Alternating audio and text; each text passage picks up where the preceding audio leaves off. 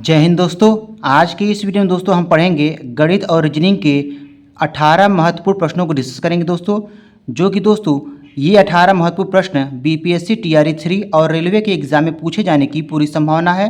तो दोस्तों वीडियो को बिना स्किप किए अंत तक जरूर देखिएगा। यदि दोस्तों आप चैनल पर नए हैं तो चैनल को सब्सक्राइब कर लीजिएगा। चलिए शुरुआत करते हैं यहाँ पे दोस्तों पहले प्रश्न से। पहला प्रश्न है दोस्तों, निम्न में से कौन सा अधिवर्ष नहीं है। इसमें दोस्तों 4 ऑप्शन दिया है, पूछ रहा है कि कौन सा अधिवर्ष नहीं है। तो दोस्तों सबसे पहले हम ये जान लेते हैं कि अधिवर्ष क्या होता है। ऐसे शताब्दी वर्ष अधिवर्ष होते हैं जो 400 से पूरी तरह से विभाजित हो जाते हैं। तो दोस्तों इन चारों में से जो 400 से विभाजित हो जाएगा वह अधिवर्ष होगा, और जो 400 से विभाजित नहीं होगा वही क्या होगा, अधिवर्ष नहीं होगा। तो चेक कर लेते हैं दोस्तों, यहाँ पे 88, 100 को 400 से चेक करेंगे, ये दोस्तों कट जाएगा, कितना आएगा, 22 आएगा। उसी प्रकार से इसको भी दोस्तों अगर हम 4 से काटेंगे तो ये भी कट जाएगा। और दोस्तों इसको चेक करते हैं, इसको चेक कर लेते हैं, तो 4 छः कितना हो जाएगा, 24 हो जाएगा, 0 4 पंचे 20 हो जाएगा। तो दोस्तों ये भी ऑप्शन जो है 4 से कट गया। तो दोस्तों यहाँ पे 2600 भी 400 से कट गया है, और 4800 भी 400 से कट गया है, 8800 भी 400 से कट गया है। तो यहाँ पे 6800 यह संख्या जो है 400 से नहीं कटेगी। तो 6800 यही क्या है, अधिवर्ष नहीं है।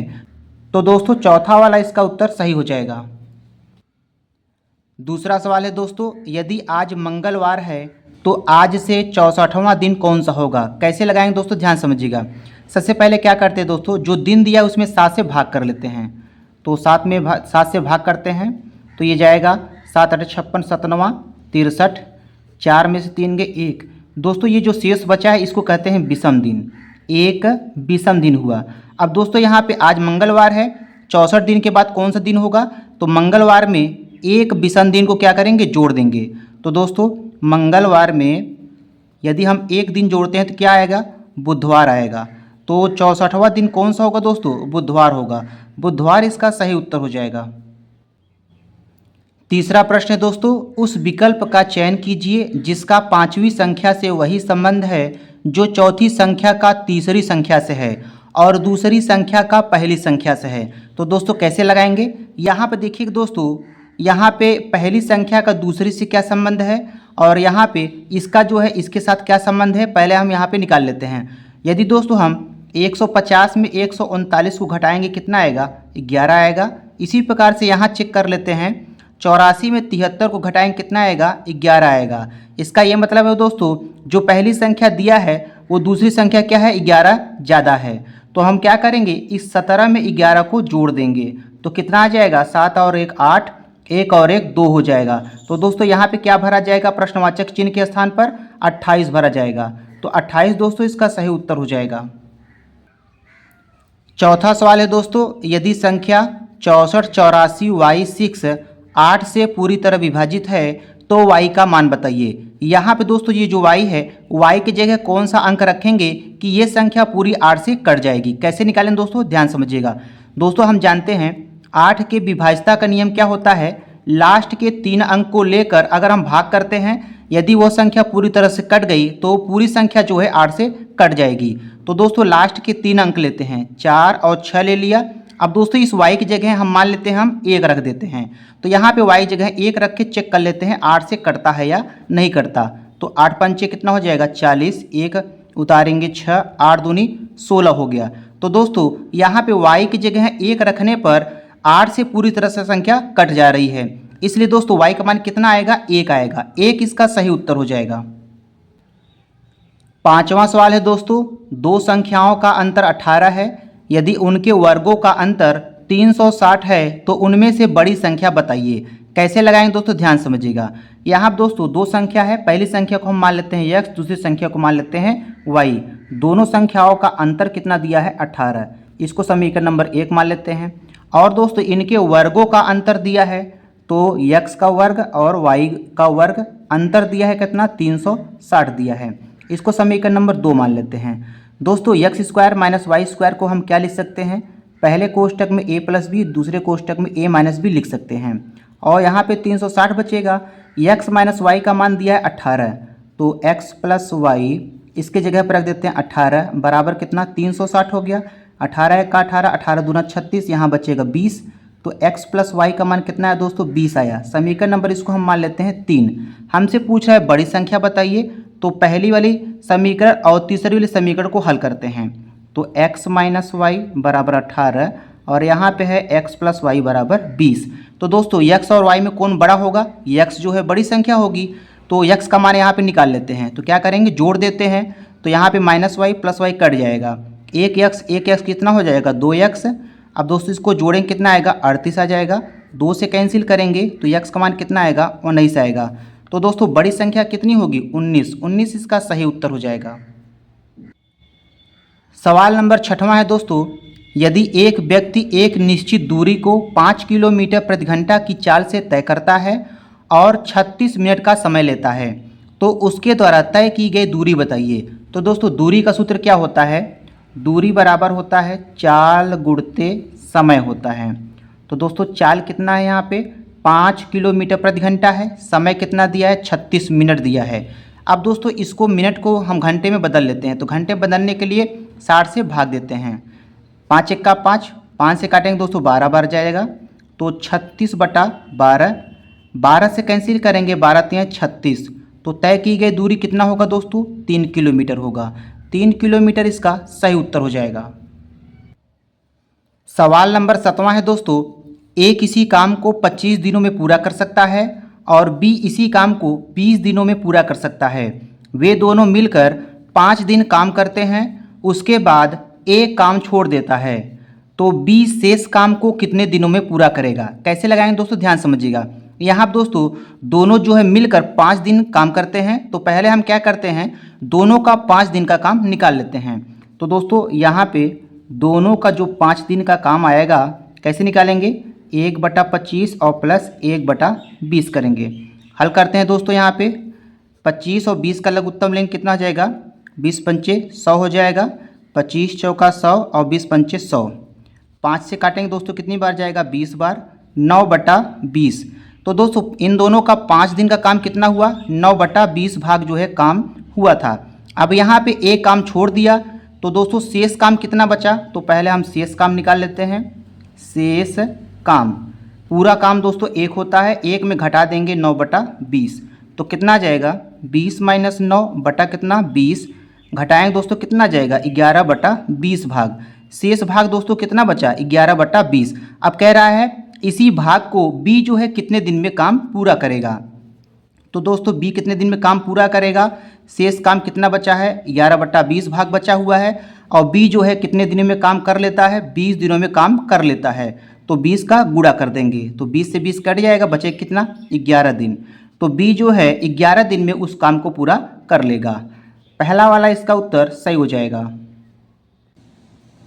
सवाल नंबर 8वां है दोस्तों, यदि साइन 2a बराबर कॉस 75 अंश है तो a का न्यूनतम मान कितना होगा? कैसे लगाएंगे दोस्तों? ध्यान समझिएगा। दोस्तों हम साइन 2a को कुछ इस तरह से भी लिख सकते हैं, कॉस 90 माइनस 2a लिख सकते हैं, क्योंकि दोस्तों हम जानते हैं कॉस 90 माइनस थीटा होता है, साइन थीटा होता है। और बराबर इधर लिखेंगे कॉस 75 अंश, कॉस से कॉस कैंसिल हो गया, बचा दोस्तों 90 माइनस 2a बराबर कितना? 75 अंश। 90 75 इधर आएगा दोस्तों, माइनस 75 हो जाएगा, और माइनस 2a इधर आएगा तो ये प्लस में हो जाएगा। घटाएंगे दोस्तों, 10 में से 5 गए 5, 8 में 7 गए 1 बराबर 2a। अब दोस्तों a का मान निकालेंगे तो 2 से इसको भाग कर देंगे, कितनी बार जाएगा? 7.5। तो दोस्तों a का मान कितना आएगा? 7.5 डिग्री आएगा। दूसरा वाला इसका उत्तर सही हो जाएगा। सवाल नंबर 9वां है दोस्तों, 22 प्रेक्षणों का माध्य दिया है 10 दिया है। तो दोस्तों यहाँ पे 22 प्रेक्षण का माध्य कितना दिया है? 10 दिया है। तो इनका दोस्तों हम योग निकाल लेते हैं। तो योग निकालेंगे, 22 में 10 का क्या कर देंगे? गुणा कर देंगे, कितना जाएगा? 220 हो जाएगा। अब दोस्तों क्या कहता है? 2 और प्रेक्षणों को शामिल कर लिया जाए। पहले दोस्तों 22 प्रेक्षण थे, अब 2 लोगों को और शामिल कर लेता है, तो कितने प्रेक्षण हो गए? 24 प्रेक्षण हो गए। अब 24 प्रेक्षण का नया माध्य कितना हो जाता है? 11 हो जाता है। तो 2 नए प्रेक्षणों का माध्य कितना होगा? कैसे निकालें दोस्तों? ध्यान समझिएगा। यहाँ पर दोस्तों 24 का माध्य कितना दिया है? 11 दिया है। इनका भी हम योग निकाल लेते हैं। योग निकालने के लिए 24 में 11 का गुणा कर देंगे, 11 चौक 44 का 4 हासिल लगा 4, 11 दूना 22 और 4 कितना हो जाएगा 26 हो जाएगा। तो दोस्तों पहले हम दो नए प्रेक्षणों का योग निकाल लेते हैं, इसलिए दो नए प्रेक्षणों का योग निकाल लेते हैं। तो योग निकालने के लिए क्या करेंगे दोस्तों, इन दोनों को घटा देंगे। 264 में 220 को घटा देंगे, कितना आएगा 44। दो नए प्रेक्षणों का योग कितना आ गया 44 हो गया। अब पूछ रहा है इन्हीं का माध्य बताइए। तो दोस्तों माध्य बराबर होता है पदों के योग बटे पदों की संख्या। तो पदों के योग कितना है 44 और पदों की संख्या कितना है 2 है, 2 से भाग कर देंगे कितना आएगा 22 आएगा। 22 दोस्तों इसका सही उत्तर हो जाएगा।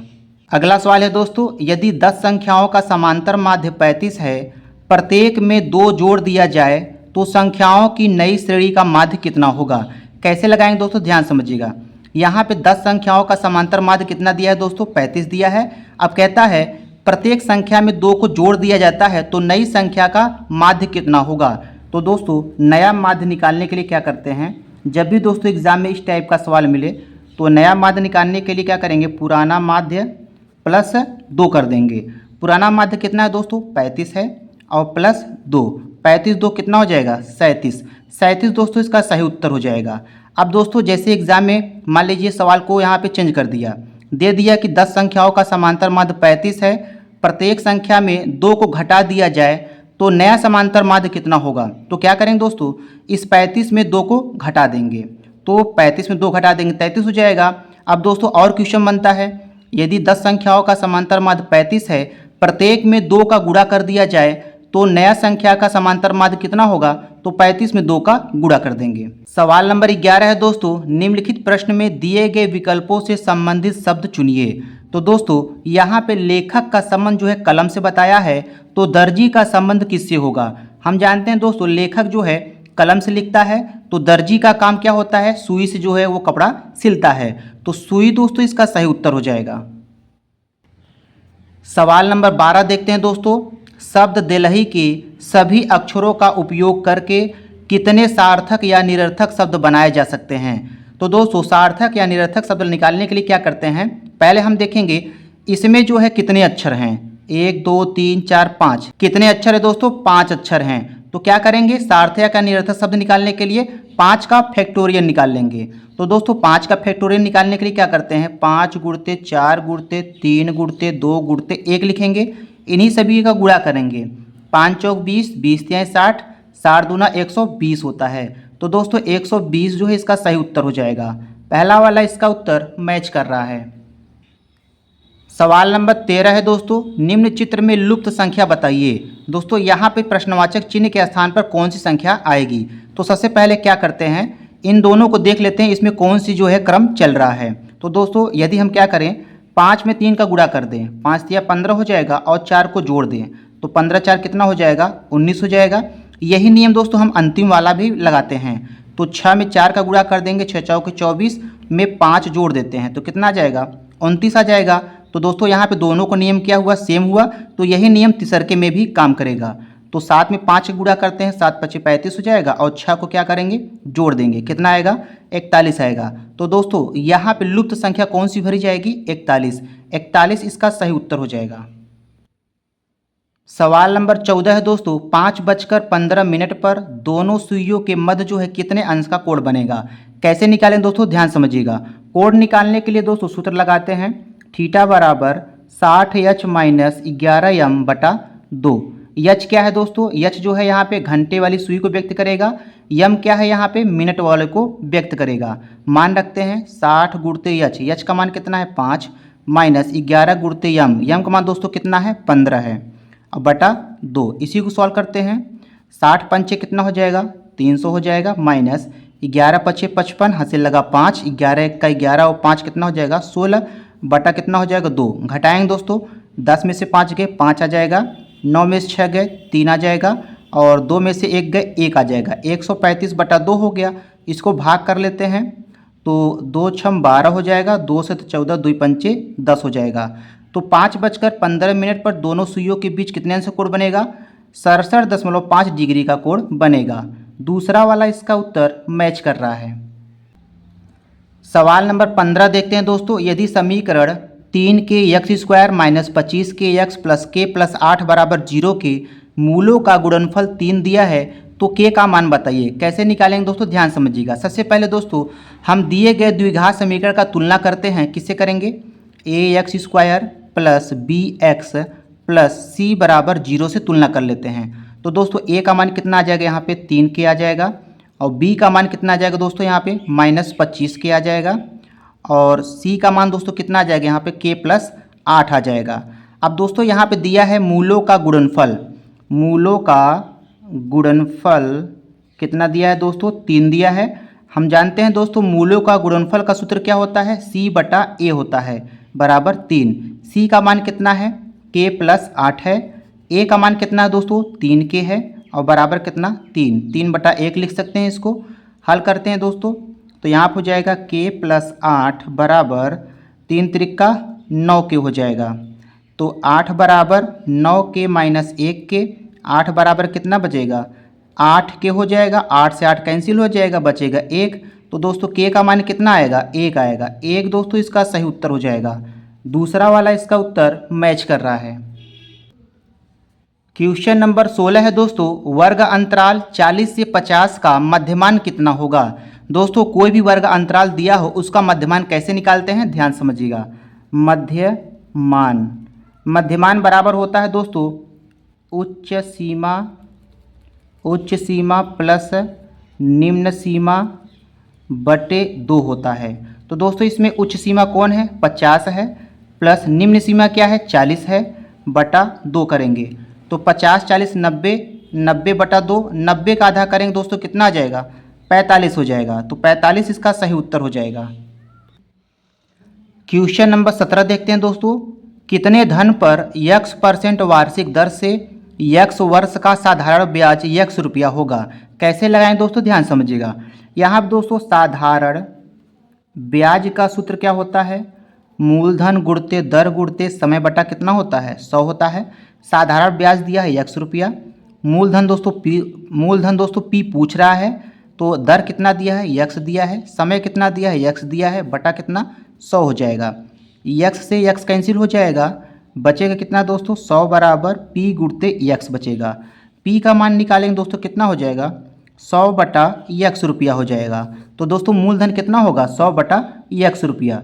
तीसरा वाला इसका उत्तर सही हो जाएगा। क्वेश्चन नंबर 18 है दोस्तों, वेरी इंपॉर्टेंट प्रश्न है दोस्तों। अपनी वास्तविक चाल के 6/4 चाल चलकर एक व्यक्ति अपने गंतव्य स्थान पर 20 मिनट पहले पहुंच जाता है। इस दूरी को तय करने में उसको वास्तविक समय कितना लगा होगा। तो दोस्तों वास्तविक समय निकालने के लिए सूत्र लगाते हैं, वास्तविक समय। जब भी इस टाइप का सवाल आपको एग्जाम को देखने मिले दोस्तों, तो वास्तविक समय निकालने के लिए क्या करेंगे, यहाँ पर लिखेंगे P माइनस क्यू गुणते समय लिखेंगे। तो P दोस्तों कितना है, ये दोस्तों P बटा Q है। P का मान कितना है, 6 है, बटा अंतर दोस्तों हम कैसे करेंगे, अंतर जो है बड़े में से छोटा करेंगे।